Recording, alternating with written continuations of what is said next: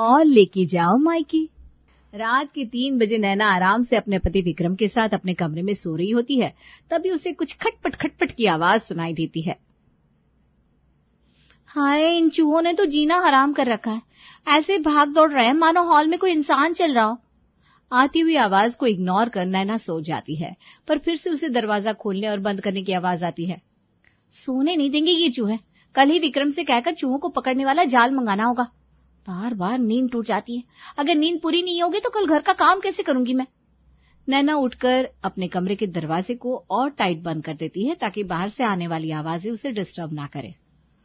रात होते ही तुम्हें क्या हो जाता है नैना? क्या भागा दौड़ी कर रही हो? सो जाओ ना, बहुत नींद आ रही है मुझे। सो ही तो रही हूँ विक्रम। नैना जैसे ही अपने बिस्तर पर आकर आंखें बंद करती है, वैसे ही उसके दरवाजे को उसकी सास सुलोचना जोर से खटखटाती है। हाँ, इतनी जोर से आवाज कहाँ से आई? और जोर से दरवाजा बंद कर लेती बहू। इस घर में 2 बूढ़े बुजुर्ग भी रहते हैं, कितनी बार बोला है कुंडी मत लगाया कर। ये कहती हुई सुलोचना बार बार दरवाजा पीट रही थी, पर नैना को कहाँ ही अपनी सास की आवाज सुनाई देती। बहू को फोन मिलाती हूँ। सुलोचना रात के 3:30 बजे नैना को फोन करके उस पर जोर जोर से चिल्लाने लगती है। ओह, अच्छा आप है मम्मी जी। मुझे लगा चूहे हैं। सॉरी, मैं भी दरवाजा खोलती हूँ। पिछले आधे घंटे से हॉल का चक्कर लगा रही हूँ मैं। भूख से पेट में चूहे दौड़ रहे मेरे। हर 5 मिनट में रसोई की कुंडी खोल बंद कर रही थी कि वही आवाज सुनकर कम से कम तेरी नींद तो टूटे और तू अपने कमरे से बाहर तो आए। पर नहीं, तुझे तो शर्म ही नहीं है। तूने तो उठकर जोर से दरवाजा लगा लिया। मैं इस तरह जोर जोर से दरवाजे की कुंडी नहीं पीटना चाहती थी। बेचारे विक्रम की नींद भी टूट गई होगी। अभी भी तो मेरी नींद ही खराब करी हो मम्मी तुम। अपनी बहू को बाहर ले जाओ और जितनी बातें करनी है दोनों सास बहू मिलकर कर लो। सुलोचना नैना को हॉल में लेकर आती है और उसे इतनी रात गए खाना बनाने को कहती है। रात के 3 बजे मम्मी जी, 2 घंटे रुक जाइए ना, फिर सुबह ही हो जाएगी। उसके बाद मैं नहा धोकर सीधा नाश्ता ही बना दूंगी। अरे बहू, तो मैं तुझे कौन सा दाल चावल रोटी बनाने को कह रही हूँ? सादा सा उपमा बना दे। वैसे भी इतनी रात गए ज्यादा भारी खाऊंगी तो फिर नाश्ता कब करूंगी? जा उपमा बना दे मेरे लिए। नींद में हिलती ढुलती नैना अपनी सास के लिए उपमा बनाकर लाती है, जिसे चखते ही सुलोचना कहती है। हाय हाय बहू, तूने इसमें नींबू भी नहीं निचोड़ा? जा नींबू लेकर आ। जी मम्मी जी। अपनी सास की रात के 3 बजे की क्रेविंग को पूरा करने के बाद घर की इकलौती बहू नैना सोने चली जाती है और नैना को सोते हुए अभी 2 घंटे भी नहीं होते कि फिर से नैना को हॉल से आवाजें आनी शुरू हो जाती है। ओहो, अब क्या हो गया मम्मी जी को? ये तो 7 बजे उठती है, आज इतनी सुबह क्यों उठ गई? अगर इस आवाज को इग्नोर कर दिया तो दरवाजे पर आकर जोर जोर से दरवाजा पीटने लगेगी और मेरे सर में अलग दर्द हो जाएगा। बाहर जाकर देखती हूँ। नैना हॉल में जाती है जहां वो देखती है कि उसकी सास झाड़ू लेकर हॉल की सफाई कर रही है। इतने सुबह सुबह आप झाड़ू क्यों लगा रही हो मम्मी जी? काम वाली आएगी ना?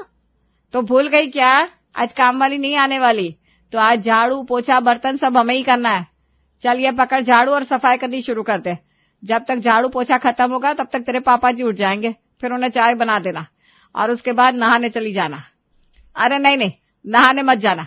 नहाने के पहले तू ना कल रात के बचे बासी बर्तनों को धो लेना।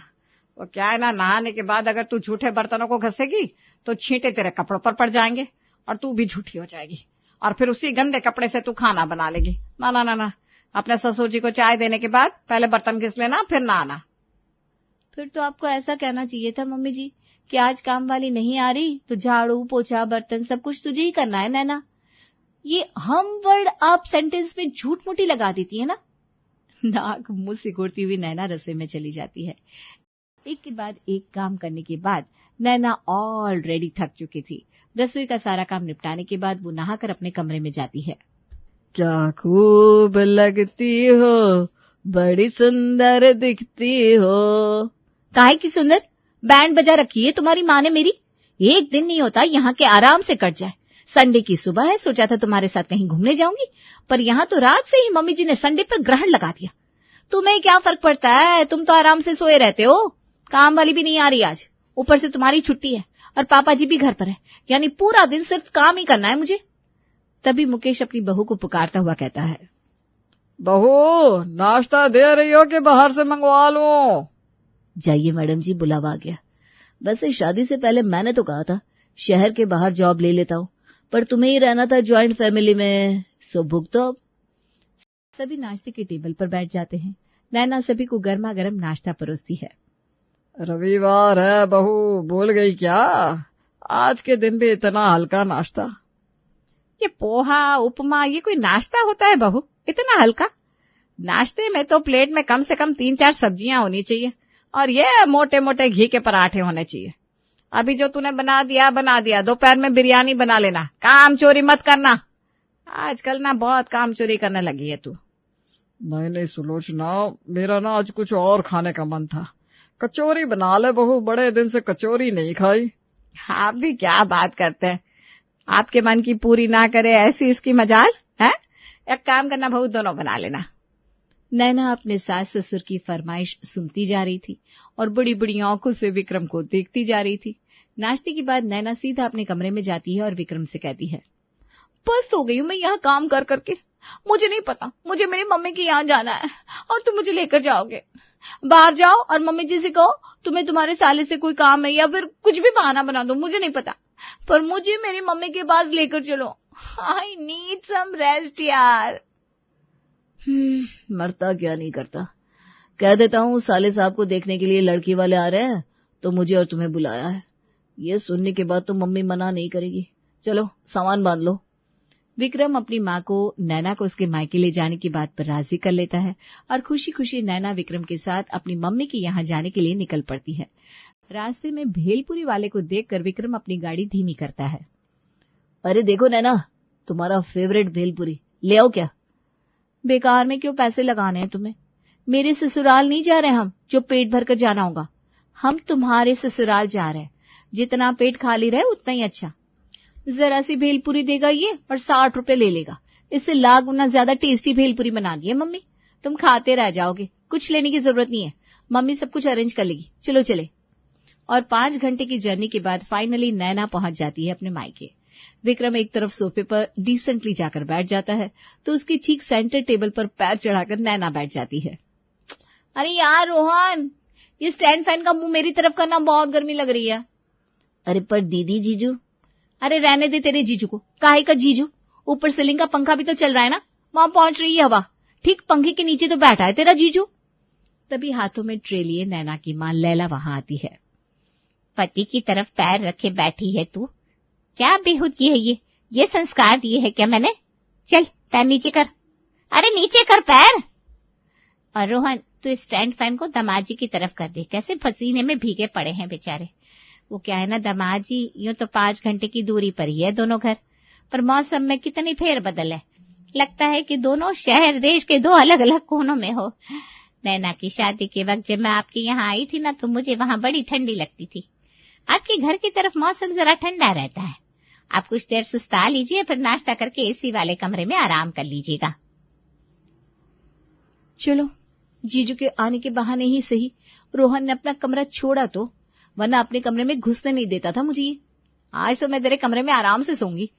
तुम आराम से अपने दामाद जी से बातें करो, मैं आराम करने चली मम्मी। ये क्या बोल रही है हमसे? हाँ, क्या बात करेंगे दामाद जी से? चुपचाप यहीं बैठे हैं पिछले 15 मिनट से। सुस्ताई तो रही है ना तू, अब क्या आराम करना बाकी रह गया है? चल मेरे साथ रसोई में। अब मुझे नहीं पता ना दामाद जी को क्या खाना पसंद आएगा नहीं आएगा, ये तो बेचारे गाय हैं, कुछ कहेंगे नहीं, पर मेरा तो कर्तव्य बनता है ना। तो आज तो खाना दामाद जी की पसंद का ही बनेगा। मशरूम की सब्जी बना दूं क्या दामाद जी? आपको जो समझ में आए बना लीजिए मम्मी जी, मुझे सब चलेगा। सुन लिया मम्मी, इन्हें सब चलेगा। कुछ भी दे देना यार। सुबह नाश्ते की ठंडी रोटियां पड़ी होगी ना, साथ में दही दे देना, दही रोटी खा लेते हैं ये सुनते ही लैला बड़ी बड़ी आंखें करके अपनी बेटी को चिमटी काट लेती है और उसका हाथ पकड़े सीधा उसे रसोई में ले जाती है। अरे ये क्या कर रही हो मम्मी तुम? ब्याही हुई बेटी के साथ कौन ऐसा व्यवहार करता है? वो तो शुक्र मना कि मैं हूँ सामने। अगर यही बोली तूने अपने पापा के सामने बोली होती ना तो आज दामाद जी के सामने ही तेरे गालों पर एक चपेट लगा देते। शर्म नहीं आई तुझे? एक तो कभी कभी दामाद जी आते हैं और ऐसे में मैं उन्हें ठंडी रोटियां और दही परोस दूं, ये सब बोलने में जबान नहीं कट जाती तेरी? तू अपने घर में अपने पति को कुछ भी खिलाती हो, मुझे उससे कोई मतलब नहीं है। यहाँ तो मेरे दामाद जी की अच्छे से खातिर करूंगी मैं। गर्मा गर्म पूड़ियां बना रही हूँ, तो ऐसा कर आलू काट कर तल दे। अरे यार मम्मी, हद हो तुम उसकी मम्मी हो क्या? मुझे तो एक गिलास पानी भी नहीं पकड़ाती और उसे पूरियां खिलाओगी। क्यों भाई, क्यों तोड़ रही हो अपना शरीर? और मैं यहाँ आराम करने आई हूँ, कोई काम वाम करने नहीं आई हूँ। मैं जा रही हूँ बाहर। ये कहकर नैना बाहर खाने की टेबल पर जाकर पधार जाती है। लैला भाग भाग कर जाती है और गर्मा गर्म पूड़ियां तल तल कर अपने दामाद के लिए लेकर आती है। बस बस मम्मी जी, और नहीं, बस बहुत हो गया। तुम्हें नहीं चाहिए ना, तो मुझे दे दो, मैं ले लेती हूँ। ये कहकर नैना विक्रम की प्लेट से पूरियां उठा लेती है। वहां विक्रम एक पूरी खाता तो यहाँ नैना 3-3 पूरियां चट कर जाती। चलो मेरा तो हो गया, मैं चली सोने। खाना हो गया है तब भी तो वहीं बैठी रहे, जब दामाद जी खा लेंगे उनके साथ ही उठना, समझ में आया? कोई हड़बड़ी नहीं है दामाद जी, आप आराम से खाइए। तो ध्यान रखना नैना, दामाद जी को कुछ भी चीज घटे तो आवाज लगा देना, मैं रसोई में ही हूँ। पूरे 6 महीने बाद वापस आई हूँ मैं, कोई इज्जत ही नहीं है बेटी की। खाने के बाद नैना और विक्रम कमरे में आराम करने चले जाते हैं। 1 घंटे बाद नैना आराम से उठकर अपने कमरे से बाहर आती है। अंगड़ाई तोड़ती हुई नैना अपनी माँ के गले लग जाती है। दामाद जी उठ गए क्या? उठने के बाद दामाद जी चाय पीते हैं या ठंडा?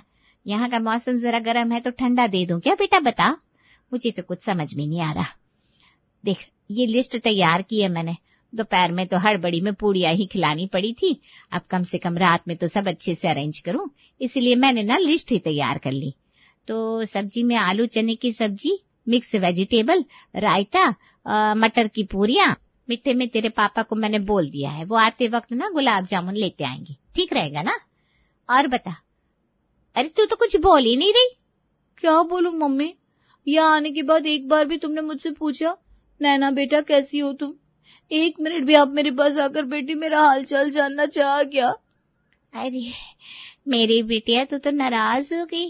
देख बेटा, ये तो तेरा अपना ही घर है, अगर तुझे कोई खाना ना भी पूछे तो तू रसोई में जाकर ले सकती है, पर दामाद जी के लिए ये थोड़ा ऑकवर्ड हो जाएगा ना।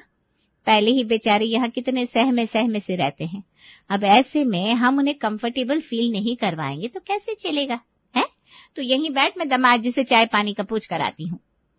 लैला और रोहन तो विक्रम के आगे पीछे डोल रहे थे और यहाँ अकेले बोर हो रही थी नैना। वो टीवी चालू करके बैठ जाती है, तभी विक्रम कमरे से बाहर आता है। पीछे करना तो एक बार। अरे यार भाई, आज मैच था, मैं तो भूल ही गया। 5 मिनट पहले ही स्टार्ट हुई है। चलिए साथ में देखते हैं, कुछ दिन में पापा भी आ जाएंगे। अरे पॉपकॉर्न ले आना, मजा आएगा। जाओ ना दीदी, पॉपकॉर्न ले आओ ना। अरे मैं क्यों पॉपकॉर्न लेकर आऊं? टीवी देख रही हूँ ना मैं। तुम दोनों कमरे में थे ना, जाओ कमरे में ही वापस जाओ। हॉल से आ रही आवाज सुनकर लैला हॉल में आती है और नैना के हाथ से रिमोट लेकर अपने दामाद के हाथ में पकड़ा देती है। तू अपना सीरियल फोन पर देख लेना बेटा, और तू कह रही थी ना मैंने तुझसे बात ही नहीं की, चल हम रसोई में दोनों माँ बेटी बातें करते हैं। हाँ आजा। रसोई में भी लैला बात क्या करती, नैना को काम ही पकड़ा देती है। देख बेटा, ये तो तेरा मायका है, पर कहीं और जाएगी तो लोग इन्हीं चीजों को नोटिस करते हैं। इस तरह सभी के सामने दामाद जी को तू तड़क मत किया कर, इज्जत से बात किया कर, विक्रम जी बोला कर, कमरे के अंदर बाकी तुझे जो करना है उससे मुझे कोई मतलब नहीं है। और बच्चे का क्या सोचा है बेटा? यहाँ रुकने से अच्छा है मैं फोन पर सीरियल ही देख लेती हूँ मम्मी। अच्छा, कमरे में जा रही है तो दामाद जी के बैग का सामान ना कबर्ड में शिफ्ट कर देना, कबर्ड खाली करवा दिया है मैंने, बैग से सामान निकालेंगे तो उन्हें तकलीफ होगी ना। सुबह से तो नैना को बस अपने पति की तारीफ ही सुनने को मिल रही थी। रात को उसे अपने पापा से थोड़ी बहुत कंसर्न की उम्मीद थी, पर सुरेश के लौटते ही वो उम्मीद भी खत्म हो जाती है। नैना, ये क्या बदतमीजी है? पिछले 5 मिनट से विक्रम जी आवाज दे रहे हैं, क्या तरीका है ये बेटा? सॉरी पापा, मेरा ध्यान कहीं और था। हाँ विक्रम जी कहिए। अपने परिवार वालों से तो नैना की उम्मीद पूरी तरह खत्म हो चुकी थी, पर दोस्तों से उम्मीद किसे नहीं होती। रात को नैना अपनी सारी फ्रेंड्स को मैसेज कर अपने घर बुलाती है। अगली सुबह अपनी बचपन की सहेली को दरवाजे पर देखकर नैना बड़ी खुश हो जाती है और भागते हुए उसकी ओर बढ़ती है। पायल, आ गई तू? सामने से हट तो मैं अपने हैंडसम जीजू से मिल लूं। और जीजू कैसी हो? जूते छुपाए में तो बहुत पैसे बचा लिए आपने, पर इस बार मैं आपको नहीं छोड़ने वाली। शाम को मूवी का टर्न करते हैं और उसके बाद शॉपिंग। अच्छा बाबा, ठीक है ठीक है, अच्छे से लूट लो अपने जीजू को। मेरी सारी सालियां जा रही है तो साले साहब का भी जाना बनता ही है। तुम भी रेडी हो जाना रोहन। मम्मी जी आप भी चलिए ना, और पापा जी आप भी, सब साथ में चलेंगे तो मजा आएगा। अरे नहीं नहीं दामाद जी, हम कहाँ बच्चों के बीच आएंगे, आप जाइए एंजॉय कीजिए। शाम को नैना प्लान के मुताबिक मूवी थिएटर पहुंचती है, जहां उसकी सारी सहेलियां विक्रम से बातें करने में ही बिजी थी। इतना लेफ्ट आउट तो नैना ने अपने ससुराल में भी फील नहीं किया था जितना वो अपने मायके में कर रही थी। मूवी के बाद सभी डिनर करते हैं और वापस घर लौट आते हैं। क्या हो गया नैना, तुम इतनी उदास क्यों हो? तुम्हें तो अपने घर आना चाहती थी तो मैं तुम्हें ले आया। सोचा था यहाँ आकर रेस्ट करूंगी, पर दिन भर मम्मी मुझे तुम्हारे पीछे लगा कर रखती है। दामाद जी को ये ना घट जाए, दामाद जी को वो ना घट जाए। माना वहां मम्मी जी मुझे 4 बातें सुनाती थी, पर कम से कम मेरी वैल्यू तो थी। यहाँ तो मेरी कोई वैल्यू ही नहीं बची। मुझे नहीं रहना यहाँ, सामान बांधो। अरे क्यों, मुझे तो यहाँ बहुत अच्छा लग रहा है। कम से कम 1 हफ्ता तो रहकर जाऊंगा मैं अपने ससुराल में। नहीं, बिल्कुल भी नहीं।